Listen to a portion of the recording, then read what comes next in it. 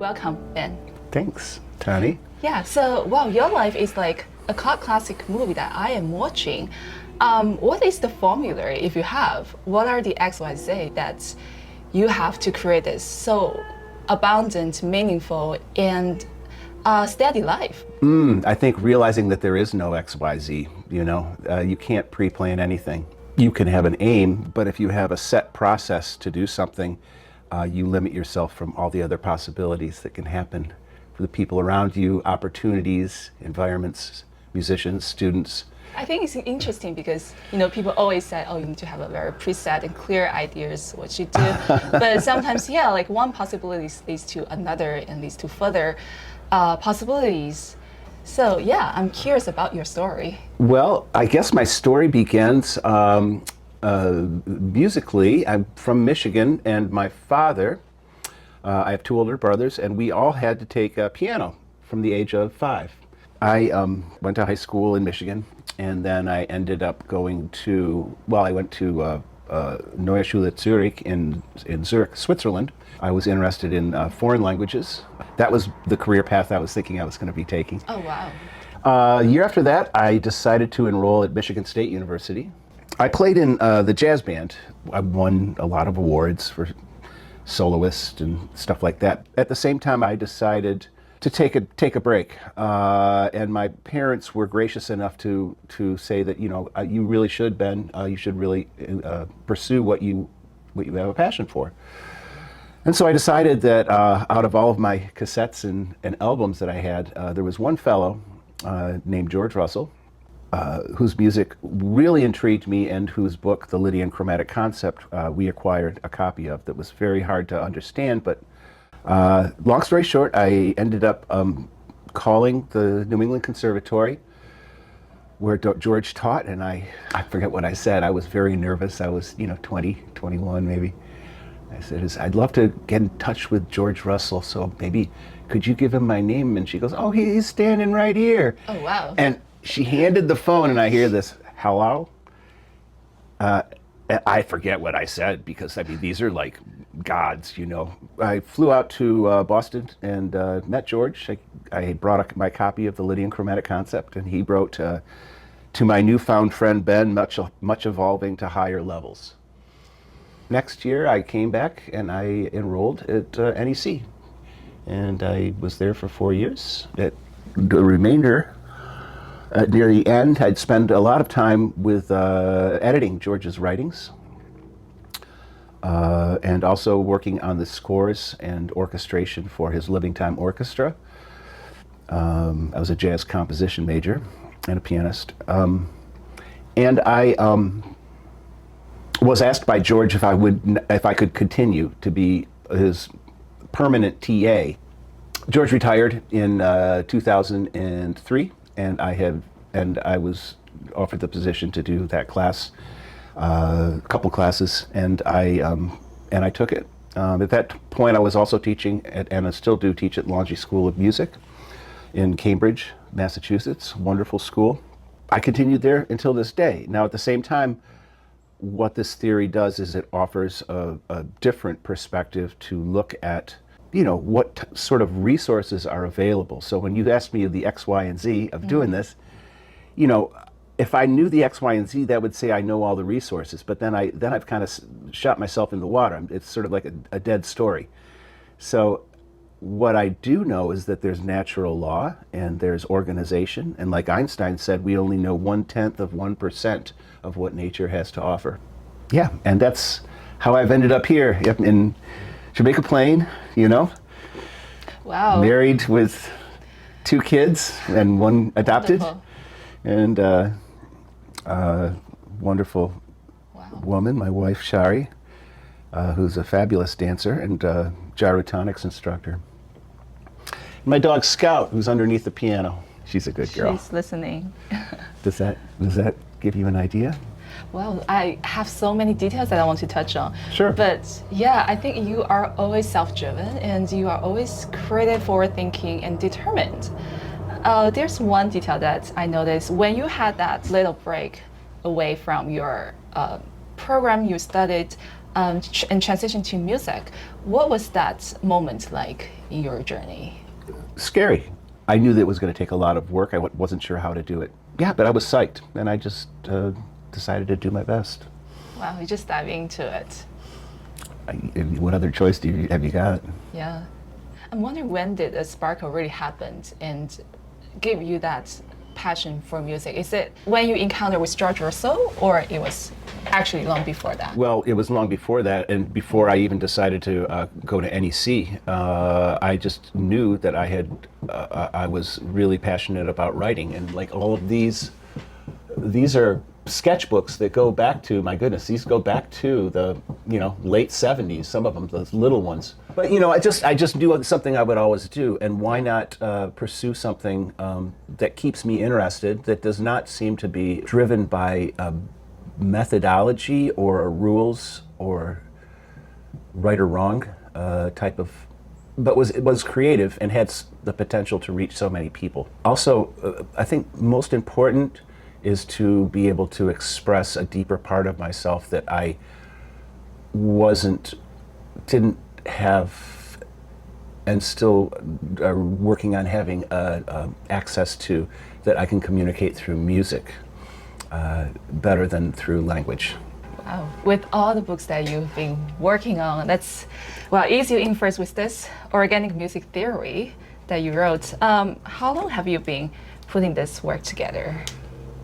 My whole musical life, but it really is George Russell's Lydian chromatic concept. I think one thing that I was able to offer, because of my extensive background in language, was I was able to take all of George's ideas that formed the basis, the theoretical basis for the concept, and I was able to keep all of the integrity of what they were saying, but put them in such a pedagogical way that perhaps they became easier for students to grasp and to apply. After George passed away in 2007, he left one book which did not contain everything that was being taught at the time and before at the New England Conservatory. So I thought it was important to have a textbook that reflected, the way the entirety of the concept, aside from rhythm and form. That's not in there, so that's a whole separate topic. But this is all of the tonality portion of it. Now, I put it in my own words, and I designed my own exercises, and then I also expand on different types of ways that I have, in the second part of the book, applied the ideas that really came out of here to different forms of educational models. Mm-hmm. Yeah. So for some of the audiences that are not too familiar with George Russell, can you give maybe them a little background of George Russell and what made George Russell to discover this concept? He never finished any formal education. He was never really quite fit in. Oh, interesting. Yeah, he also, he didn't like to be told what to do or how to do it, which kind of foreshadows where the concept came from. Played drums, actually. Took up the drums, ended up in the Wilberforce Collegiants. I'm cutting out a lot. Ended up moving to New York and getting acclimated in the emerging jazz scene, in the 1940s. Hung out with amazing musicians, really amazing musicians. And one of them was Miles Davis, who George remained good friends with Miles up till the end. And they were trading chords, changes, one evening, and George asked a question. He said, "Miles, what's your musical aim?" And Miles said, "I want to learn all the changes." But what George realized later was, the way jazz musicians were innovating improvisation, playing on chord changes, suggested that a chord actually has a much larger organization than just the chord tones.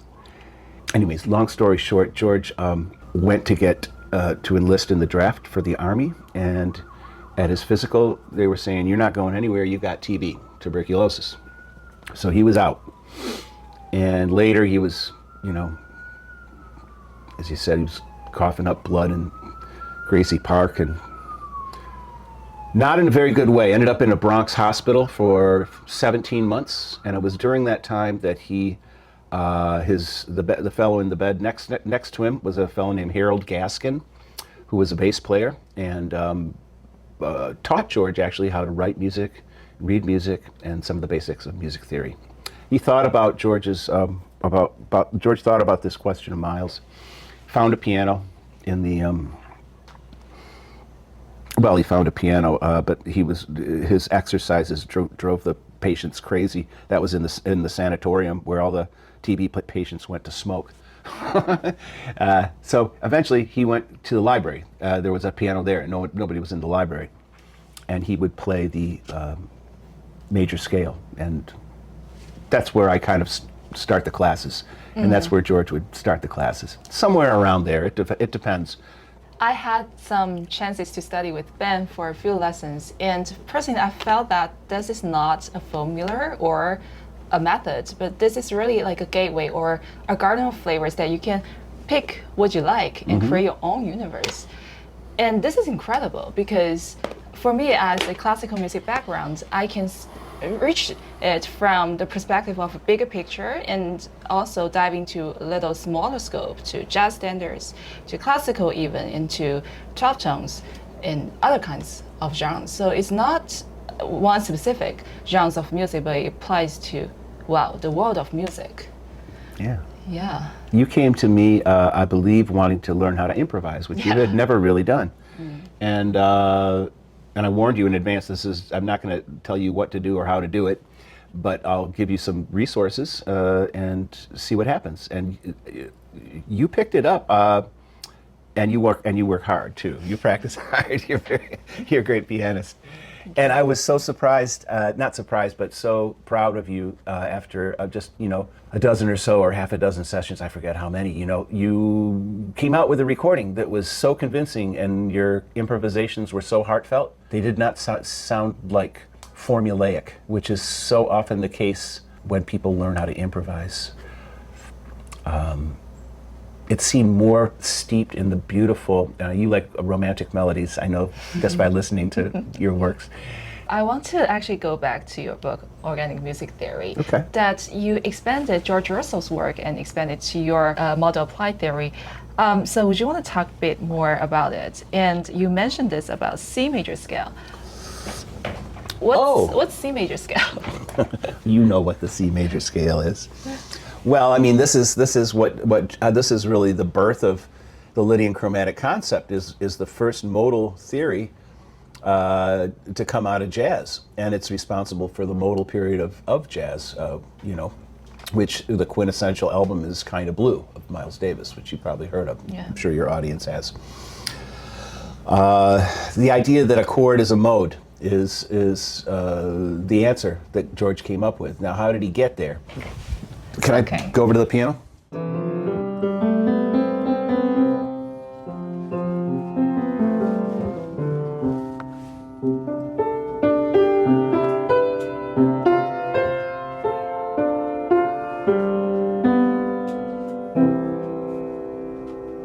That is the major scale.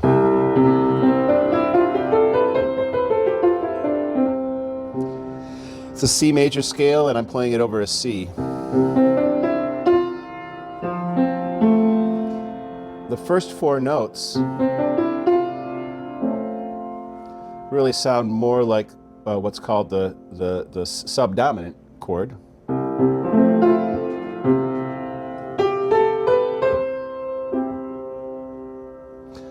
The next four notes sound the tonic.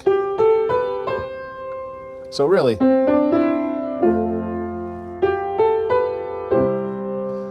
because if you go with a C major chord, the chord that the C major scale is based on, and you stop on the fourth degree, you have a dissonance. which I believe most folks can hear.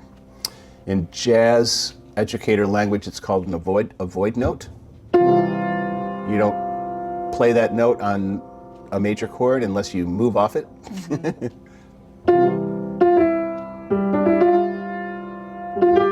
know? But in terms of what the C major chord is, it's not, has nothing to do with F. But the next four notes sounds totally like C. Why is that? Well, George, only knowing the major scales, decided to try the major scale starting on C.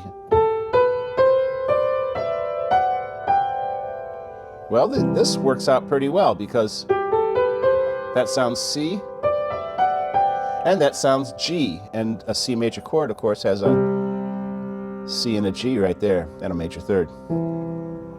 Examining the modes of the traditional modes, Ionian, Aeolian,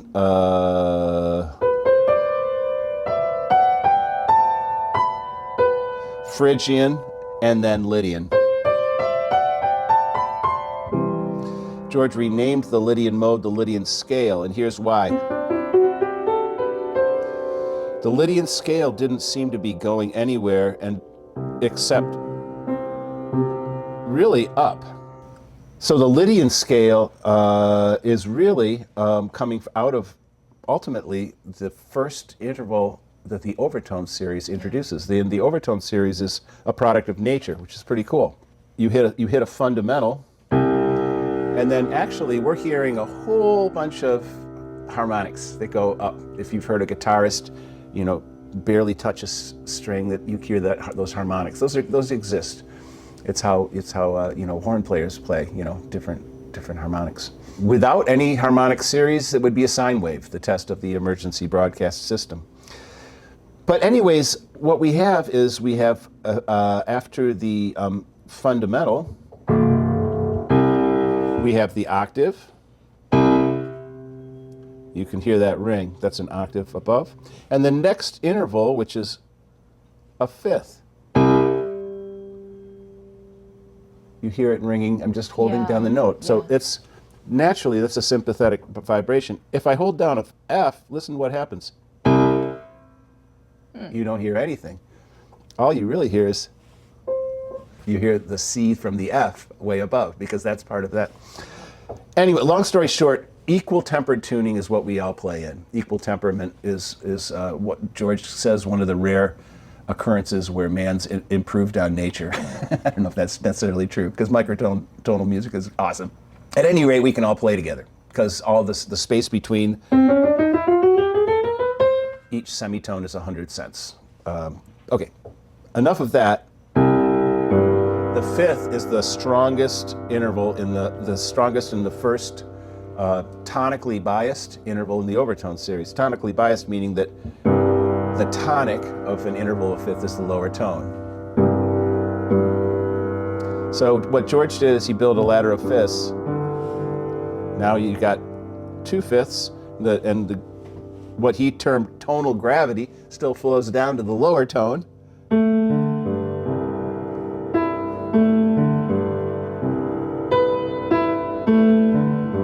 And finally,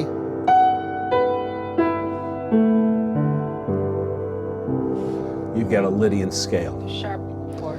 Yep. 13. So, 1, 5, 2, 6, 3, 7, plus 4, or sharp 11. Put it all together in thirds, and you get a completely unaltered, completely extended diatonic major 13 sharp 11 chord.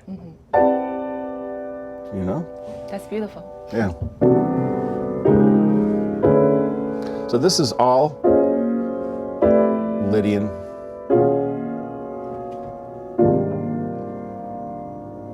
That's all Lydian major chords.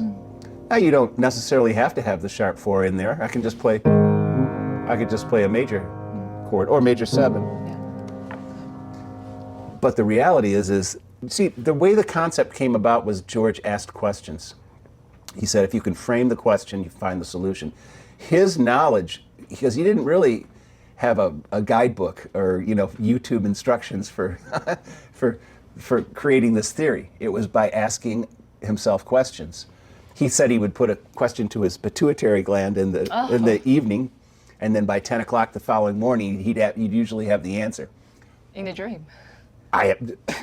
George is George. George is awesome. But I know one thing is that if by continually asking questions, if this is true, then what else is possible?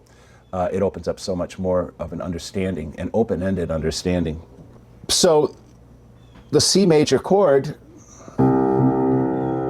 is C Lydian, and therefore the F major chord, the first four notes of the C major scale sounding F are really. So F major is F Lydian. That doesn't mean you have to play F Lydian on an F major chord. You can play all kinds of cool stuff, and that's your choice. But it's what I termed the vertical premise to this perspective, is that every chord has its own unified organization. And when you see that, hear that, then you understand the relationship between, there's 12 keys in equal temperament. And you hear, and actually the major scale has two tonics, so you hear a relationship. It's really F major, or F Lydian, resolving to, or,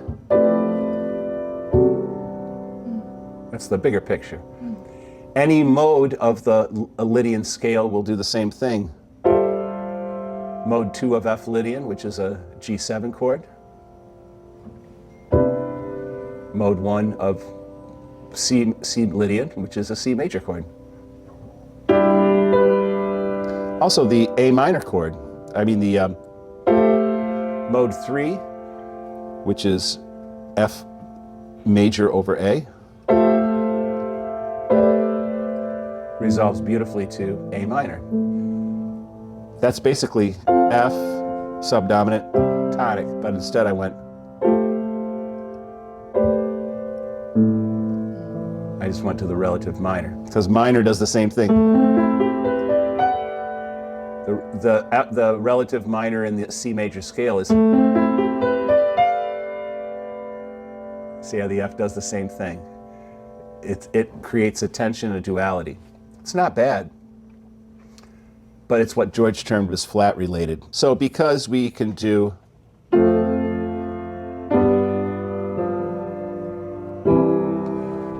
a basic, or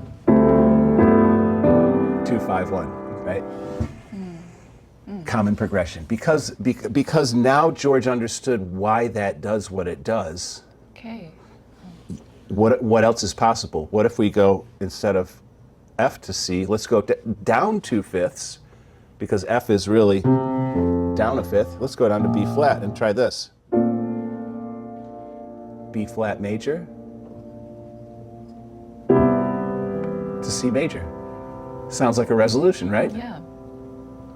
How about 3/5? Now let's go down to E flat.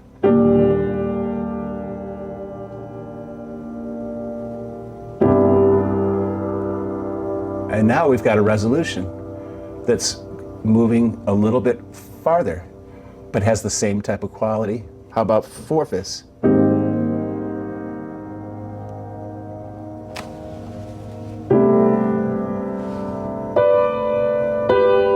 5/5.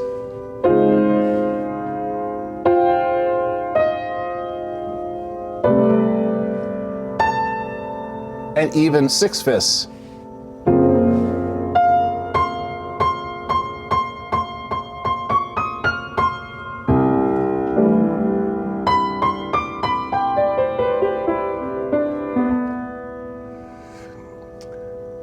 If you go the other way, it's a totally different sound. Let's go from C to G. Sounds bright. To D, that sounds bright.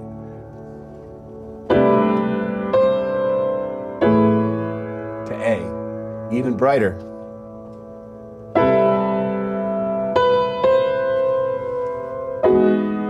To And finally,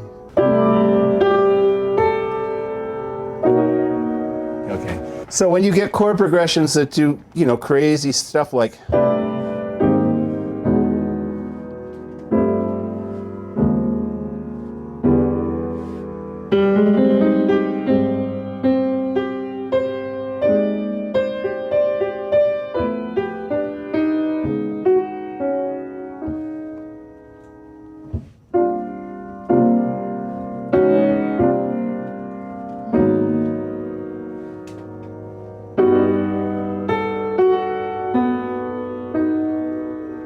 eventually the Lydian scale becomes the Lydian chromatic scale.